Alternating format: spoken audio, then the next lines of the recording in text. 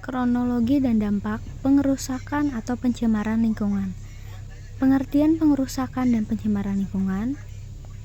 Pencemaran lingkungan didefinisikan sebagai masuk atau dimasukkannya makhluk hidup, zat, energi, dan atau komponen lain ke dalam lingkungan hidup oleh kegiatan manusia, sehingga melampaui baku mutu lingkungan hidup yang telah ditetapkan. Dalam kasus ini, pencemaran minyak di laut adalah contoh nyata dari masuknya zat berbahaya atau minyak ke dalam ekosistem laut. Pengertian pengerusakan lingkungan.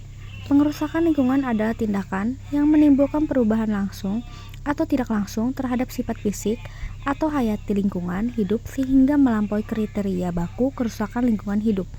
Meskipun sering tumpang tindih dengan pencemaran, pengerusakan lebih menekankan pada perubahan struktural atau fungsional pada ekosistem. Dampak pencemaran minyak di laut. Pencemaran minyak di Laut Lampung memiliki dampak yang luas dan merusak, yaitu yang pertama, dampak ekologis, kerusakan ekosistem pesisir dan laut. Yang kedua, dampak ekonomi, yaitu penurunan hasil tangkapan nelayan. Dan yang ketiga, yaitu dampak kesehatan pada manusia.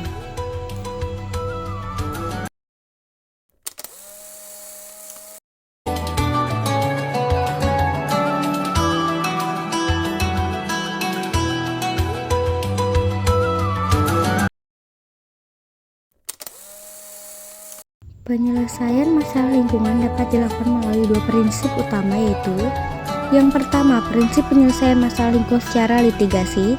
Litigasi adalah penyelesaian sengketa melalui jalur pengadilan. Ini melibatkan proses hukum formal di mana pihak-pihak yang bersengketa mengajukan klaim dan bukti di hadapan hakim untuk mendapatkan putusan.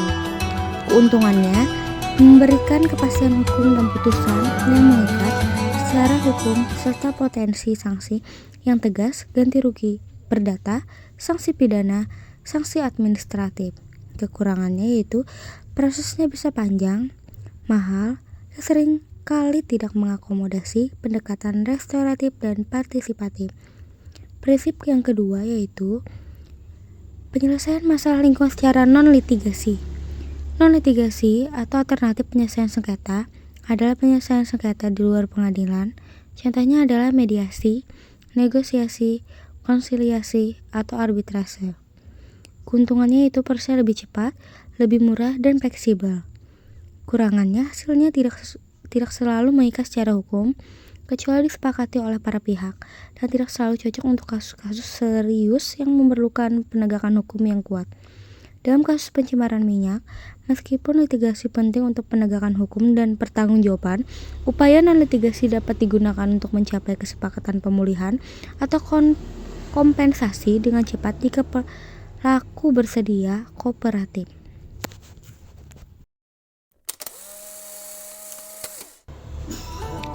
Peran serta masyarakat dalam pengelolaan lingkungan hidup telah diakomodasi dalam berbagai undang-undang di Indonesia. Yang pertama, Undang-Undang Nomor 4 Tahun 1982 tentang ketentuan-ketentuan pokok pengelolaan lingkungan hidup. Undang-undang ini meletakkan dasar bagi pengakuan peran masyarakat dalam pengelolaan lingkungan, salah satunya melalui hak atas informasi dan hak untuk berperan serta. Yang kedua, Undang-Undang Nomor 23 Tahun 1997 tentang pengelolaan lingkungan hidup. Undang-undang ini lebih menguatkan peran serta masyarakat, termasuk hak gugatan, perwakilan kelompok, dan hak gugatan organisasi lingkungan hidup. Ini memungkinkan organisasi seperti WALHI untuk mengajukan gugatan atas nama kepentingan publik atau komunitas yang terdampak. Yang ketiga, Undang-Undang Nomor 32 Tahun 2009 tentang perlindungan dan pengelolaan lingkungan hidup atau UU PPLH. Undang-undang ini merupakan payung hukum utama saat ini dan sangat menekankan partisipasi masyarakat. Pasal-pasal dalam UU PPLH secara eksplisit mengakui dan melindungi hak-hak masyarakat, antara lain hak atas informasi lingkungan hidup. Masyarakat berhak mendapatkan informasi mengenai kondisi lingkungan dan dampak dari suatu kegiatan. Hak atas pendidikan lingkungan hidup. Masyarakat berhak mendapatkan pengetahuan dan keterampilan untuk berperan dalam perlindungan lingkungan. Yang ketiga, hak untuk berperan serta dalam pelindungan dan pengelolaan lingkungan hidup. Masyarakat berhak berpartisipasi dalam pengambilan keputusan terkait lingkungan, termasuk dalam penyusunan kebijakan, perencanaan, pelaksanaan, pengawasan, dan evaluasi. hak untuk mengajukan keberatan, pengaduan, dan gugatan. Masyarakat baik secara individu maupun melalui organisasi lingkungan dapat mengajukan keberatan, pengaduan atau gugatan jika hak-hak lingkungan dilanggar atau jika terjadi pencemaran atau kerusakan lingkungan. WALHI dalam pendataannya merupakan bentuk nyata dari peran serta masyarakat dalam mengadvokasi penegakan hukum terhadap pelaku pencemaran.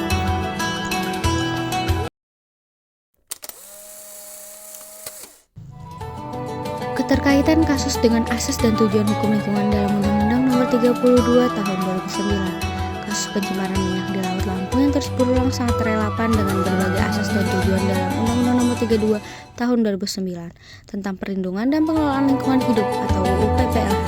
Yang pertama, asas tanggung jawab negara. Negara bertanggung jawab untuk menjamin pemanfaatan sumber daya alam yang berkelanjutan, melindungi hak-hak masyarakat atas lingkungan hidup yang baik dan sehat, serta mencegah dan menanggulangi pencemaran dan kerusakan lingkungan. Yang kedua, asas kelestarian dan keberlanjutan. Pengelolaan lingkungan hidup harus menjamin pelestarian, potensi dan fungsi ekosistem, serta kelangsungan makhluk hidup. Yang ketiga, asas partisipatif. Setiap orang berhak berperan serta dalam perlindungan dan pengelolaan lingkungan hidup. Yang keempat, asas keadilan. Pengelolaan lingkungan hidup harus menjamin keberatan. Yang kelima, asas ekoregio. Pengelolaan lingkungan hidup harus memperhatikan karakteristik sumber daya alam, ekosistem, kondisi geografis, kebudayaan masyarakat lokal, dan kearifan lokal. Yang keenam, asas kehati-hatian. Prinsip ini menyatakan bahwa jika ada ancaman kerusakan lingkungan yang serius atau tidak dapat dipulihkan, kurangnya kepastian ilmiah tidak boleh menjadi alasan untuk menunda tindakan pencegahan efektif. Yang ketujuh, asas pencegahan. Segala upaya harus dilakukan untuk mencegah terjadinya pencemaran atau kerusakan lingkungan hidup. Yang kedelapan, asas akuntabilitas. Setiap penanggung jawab usaha atau kegiatan wajib bertanggung jawab secara hukum terhadap segala dampak lingkungan yang ditimbulkannya. Yang kesembilan, asas polluter pays principle. Asas pencemar atau membayar. Pelaku pencemar wajib menanggung biaya pemulihan lingkungan dan ganti rugi atas dampak yang ditimbulkannya. Asas ini menjadi dasar bagi tuntutan ganti rugi perdata terhadap pelaku pencemaran.